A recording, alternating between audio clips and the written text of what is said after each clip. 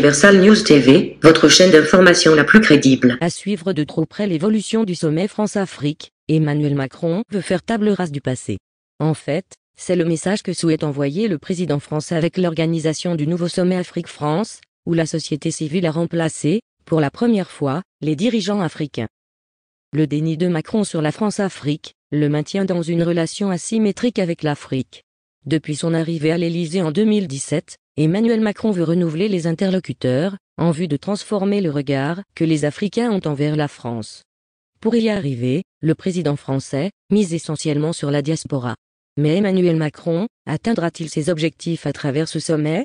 Suivons maintenant le décryptage de la situation par Aminata Traoré, qui est sur le plateau. Suivons.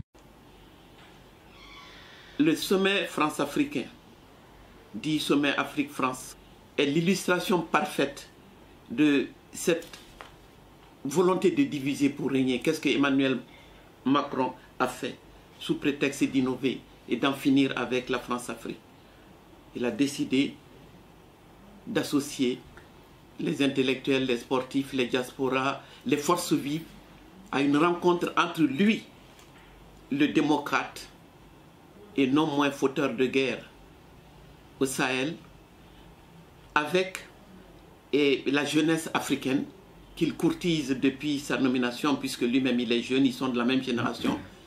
Donc il veut avoir cette jeunesse avec lui, les sociétés civiles avec lui, dans une guerre contre l'Afrique, mais sans les chefs d'État, jugés trop corrompus, parce que parfois même complices avec leurs ennemis, comme Boris le dit.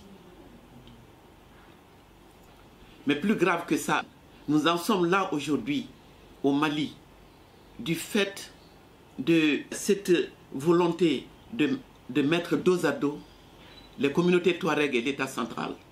L'extrême droite est parmi nous. Elle joue sur la question raciale. Vous me permettez de lire deux propos. L'un est d'un certain Émeric Chopra du Front National, qui dit que au moment du lancement de Serval, il s'est félicité de la réelle politique de François Hollande, tout en ironisant. Je le cite, « N'est-il pas étrange de constater aujourd'hui qu'un président issu d'un camp que rien ne prédisposait à la défense des intérêts français en Afrique ait néanmoins pris une décision qui va peut-être améliorer sensiblement le statut de la France en Afrique ». Le général Jean-Bertrand Pinatel, à son tour récemment, disait que la situation ne se stabilisera que si Bamako consent à faire évoluer le statut de l'Azawad, car les Touaregs et les Peuls refuseront toujours de se soumettre aux Noirs du Sud. L'extrême droitisation de la vie politique en France nous desservira nécessairement si nous n'en tenons pas compte pour crever l'abcès et placer l'État français devant ses contradictions. Montpellier pour ouvrir demain sa nouvelle formule du sommet Afrique-France. Le président qui a choisi de n'inviter aucun de ses homologues africains. On retrouve à Montpellier Samantha Ramzami, notre envoyée spéciale pour le sommet. Bonsoir Samantha. Alors, le sommet France-Afrique tente de se renouveler, c'est bien ça ?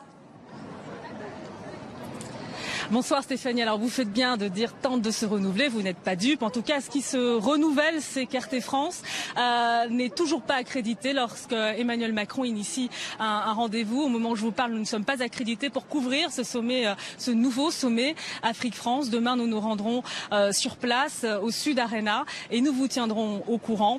En tous les cas, dans l'entourage de la présidence et au niveau même d'Emmanuel Macron, on l'assure, il s'agit de se parler sans tabou. Donc c'est vrai, un format inédit, un nouveau sommet Afrique-France. La sémantique, là, elle est importante. On insiste beaucoup sur le terme nouveau. Alors c'est vrai, c'est une première. Il n'y a aucun chef d'État invité demain. Donc place à la société civile et à la jeunesse. On annonce la participation de 3000 personnes, dont 1 millier de jeunes, 350 entrepreneurs. Si nous ne sommes pas accrédités, en tout cas, nous avons bien reçu le programme, je vous l'assure, et je l'ai bien scruté. ça me semble quand même un petit peu trop chargé pour une seule journée. Il y a beaucoup de conférences, des conférences économiques, culturelles, scientifiques, sportives même, comme si finalement on pouvait concentrer le meilleur de l'Afrique en une journée. Donc voilà pour la forme. Reste à savoir si cela va réellement impacter les fondements de la relation Afrique-France. Beaucoup en doutent. D'ailleurs, en parallèle se déroule ici à Montpellier un contre-sommet sur plusieurs jours à l'initiative d'un collectif d'associations. On y retrouve l'association Attaque de lutte contre la corruption, l'ONG Survie, des collectifs panafricains, des collectifs de défense des sans-papiers. L'objectif, c'est de dénoncer les maux de la France-Afrique, de dénoncer la continuité de la politique française sur le continent africain, sur les plans économiques, monétaires, avec une réforme du franc CFA qui piétine, et sur le plan aussi migratoire. Sachez, Stéphanie, qu'on a appris aujourd'hui, via un communiqué de ce collectif du contre-sommet, que des militants en faveur des sans-papiers ont été arrêtés à la gare de Montpellier, à la descente de leur train en provenance de Paris. Et Samantha, quels sont les enjeux de ce nouveau sommet Afrique-France, justement ? Alors Stéphanie, l'enjeu pour Emmanuel Macron, c'est bien évidemment de réussir son pari dans un contexte délicat de tension avec le Mali, mais surtout l'Algérie. Un pari loin d'être gagné sur ces fronts diplomatiques. Le message qu'Emmanuel Macron va adresser à la société civile, à la jeunesse, le discours qu'il fera demain, risque en réalité d'aggraver un peu plus ces crises franco-maliennes et franco-algériennes. Et puis aussi, il y a un problème de crédibilité. Si Emmanuel Macron dissocie les sociétés civiles des chefs d'État africains, des pouvoirs africains, en réalité, il n'en est rien, parce qu'en mai dernier, Emmanuel Macron, il a bien convié tous ses homologues africains à une grande messe. C'était le sommet sur le financement en grande pompe. Il a convié les homologues africains du précaré français, mais aussi en dehors de ce précaré. Et c'est vrai que ça ressemblait un petit peu à un sommet finalement Afrique-France. Et puis demain, autre exemple, demain on attend une délégation tchadienne. Il y aura certainement des activistes, des opposants. Eh bien, on se souvient encore que Emmanuel Macron, il n'avait pas hésité à se déplacer pour assister aux obsèques d'Idriss Déby au Tchad. Idriss Déby qui était très contesté par la population tchadienne pour sa longévité au pouvoir. On sait que le Tchad, c'est un allié stratégique effectivement dans la lutte antiterroriste, mais c'est surtout un allié stratégique de la France. Alors vous le voyez, du coup, Emmanuel Macron, il tente effectivement ce pari. Et puis il y a aussi, on se souvient, son discours devant la jeunesse africaine à Ouagadougou. Et finalement, depuis le discours de la Baule de François Hollande sur fond d'effondrement de la chute de l'Union soviétique à son discours à lui, eh bien rien n'a vraiment changé, puisque il s'agit à chaque fois de promettre de changer de paradigme pour une relation Afrique-France d'égal à égal, mais en réalité il n'en est rien. Alors Emmanuel Macron, qu'est-ce qu'il fait? Eh bien, il a fait appel au service du politologue et historien camerounais Achille Mbembe, qui a une aura internationale. L'enjeu pour Emmanuel Macron, effectivement, lorsqu'il s'entoure de ce genre de personnalité, il n'est pas le seul, eh bien, c'est de séduire les pays anglophones du continent africain qui n'ont pas vraiment besoin de la France pour avancer. Alors Achille Mbembe, vous savez, il a fondé c'est un panafricaniste, il a fondé les ateliers de la pensée à Dakar avec pour slogan "Oublions la France". Eh bien, il a rendu il y a quelques jours son rapport à Emmanuel Macron. Pour cela, il a mené des consultations dans une dizaine de pays, au total 140 pages avec 13 propositions, et finalement des propositions qui sont dans la lignée des précédents rapports que l'on connaît, le rapport Sarr-Savoy sur la restauration du patrimoine africain, ou encore le rapport de Benjamin Stora sur les mémoires de la colonisation et de la guerre d'Algérie. Donc voilà, Stéphanie, pas certaine en finale que tout cela, toute cette grande messe change réellement la donne. Merci beaucoup Samantha Ramzami en direct de Montpellier. Donner la parole à la société civile plutôt qu'au chef d'État, c'est l'objectif du nouveau sommet Afrique-France qui sera inauguré aujourd'hui par Emmanuel Macron. Quelques 3000 participants sont à Montpellier, des rencontres et des tables rondes entre sociétés civiles africaines, françaises et de la diaspora sur des sujets économiques, culturels et politiques. Le chef de l'État souhaite rénover les relations avec l'Afrique en débloquant par exemple un fonds d'innovation pour la démocratie de 30 millions d'euros afin de soutenir la société civile. On fait le point avec notre envoyée spéciale à Montpellier, Samantha Ramzami.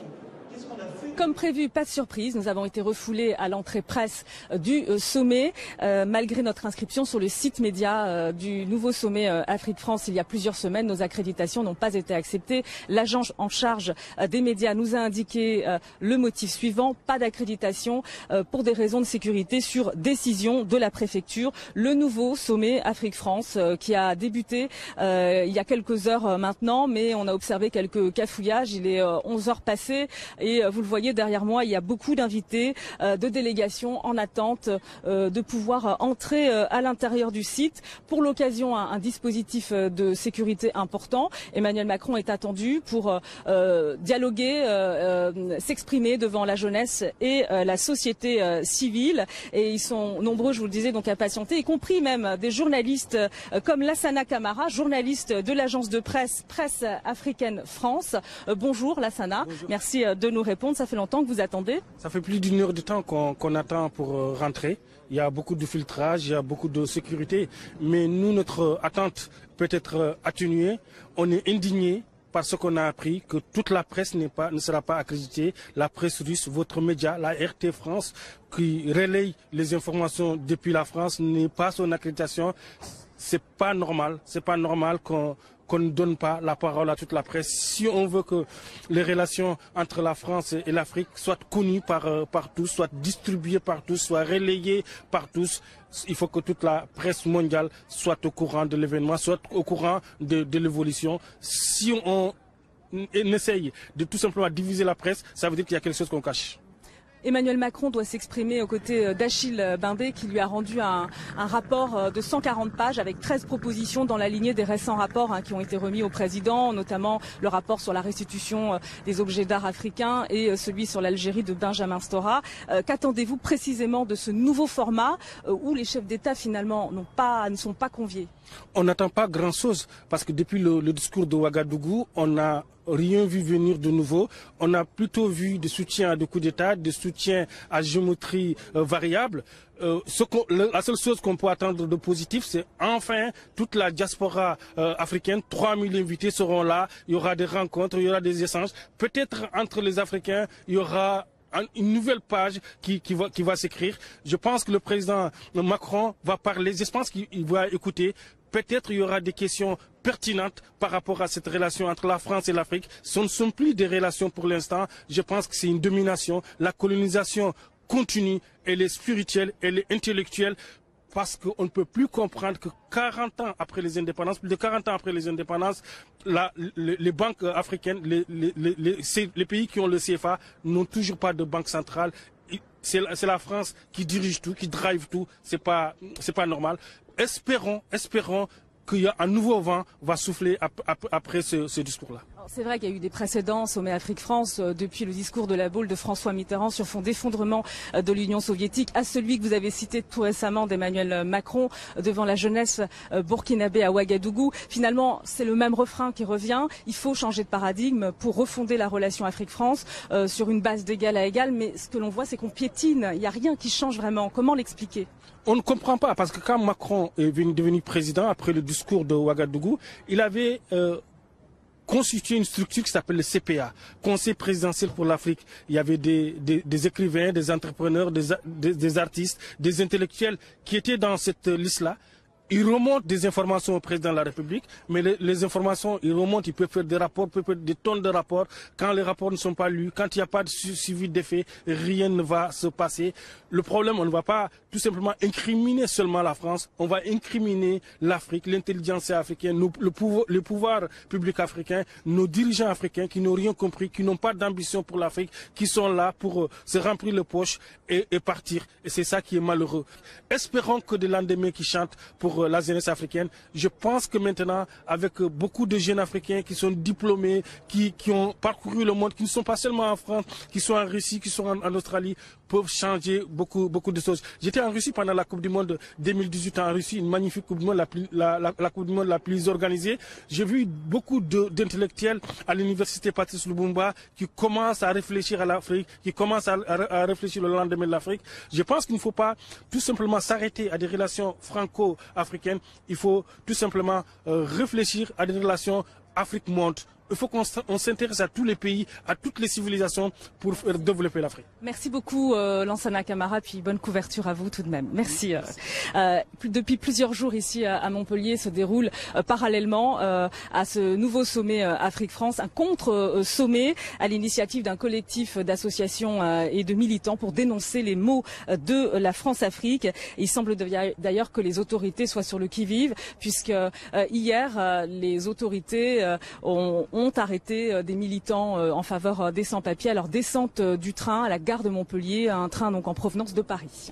Un énième sommet, une opération de communication de la pure cosmétique. Voici quelques qualificatifs entendus ici à propos de ce sommet Afrique-France. Ces étudiants ivoiriens que nous avons rencontrés déplorent que l'avenir politique, économique et même militaire semble toujours se discuter en France. Et surtout, ils restent très sceptiques quant à la volonté du président français de dépoussiérer les relations franco-africaines. Le problème des Africains doit se régler par les Africains. La France ne pourra jamais régler le problème des Africains. Quand tu as un mal, tu te débrouilles à régler ce mal, toi seul. La France ne viendra que pour ses intérêts. Quand il y a un problème ici, nous devons retirer ça ici, dans notre pays. Si on ferme la porte complètement, peut-être on n'est pas encore à mesure de faire les choses de nous-mêmes. Voilà, donc ça, moi, il faut être réaliste aussi. Je suis ivoirien, je suis africain, moi j'aimerais qu'on soit autonome à 100%, mais pour le moment je constate que ce n'est pas peut-être le cas, forcément. Donc on est encore en phase de développement, on va braver les étapes tout doucement. On ne peut pas faire peut-être un bras de fer. Là, ça va être compliqué. Quand il s'agit de certains litiges politiques, dans leur intérêt, ils sont toujours présents. Mais en dehors de ça, par exemple, les terroristes, par exemple.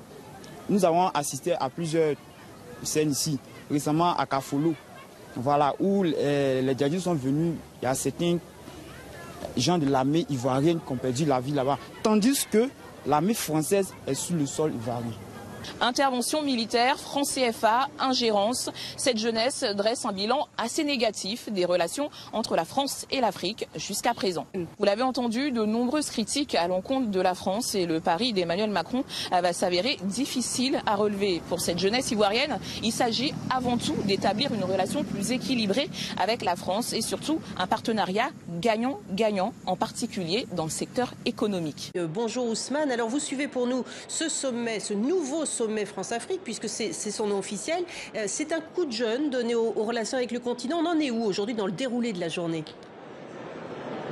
Oui, le premier round de ce sommet Afrique-France vient de s'achever, une matinée consacrée à 4 ateliers autour de 4 thématiques, l'entrepreneuriat, la culture, le sport et l'engagement citoyen. Le président Emmanuel Macron est arrivé vers les coups de 11h.